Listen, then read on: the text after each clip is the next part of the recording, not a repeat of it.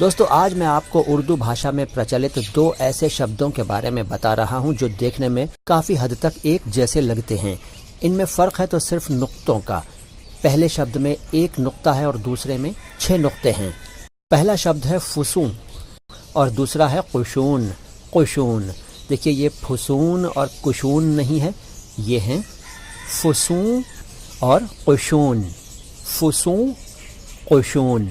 اب ان کے مطلب کو سمجھیے۔ پہلا شبد فسون، اس کا مطلب ہے جادو، اور جادو کے لیے بہت سارے الفاظ ہیں جیسے سحر، طلسم، فریب، دھوکہ وغیرہ۔ اس کے علاوہ قشون شبد کا مطلب ہوتا ہے فوج کا دستہ، یعنی کہ چھاونی، کیمپ کہہ سکتے ہیں۔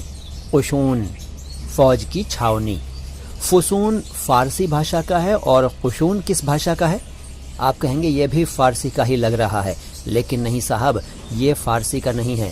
قشون ہے ترکی کا شبد۔ جی ہاں، ترکی بھاشا کا شبد ہے قشون۔ فارسی کا ہے فسون اور ترکی کا ہے قشون۔ تو ہمیں یقین ہے کہ آپ کو آج ان دو نئے شبدوں کے بارے میں پتہ چلا ہوگا اور آپ کے علم میں، آپ کے گیان میں تھوڑا سا اضافہ یعنی کہ ورودھی ضرور ہوئی ہوگی۔ بہت جلد آؤں گا لے کر کچھ اور جانکاری اردو اور ہندی کے بارے میں۔ فی الحال تو معین شمسی کو اجازت دیجیے۔ سلام ہندوستان۔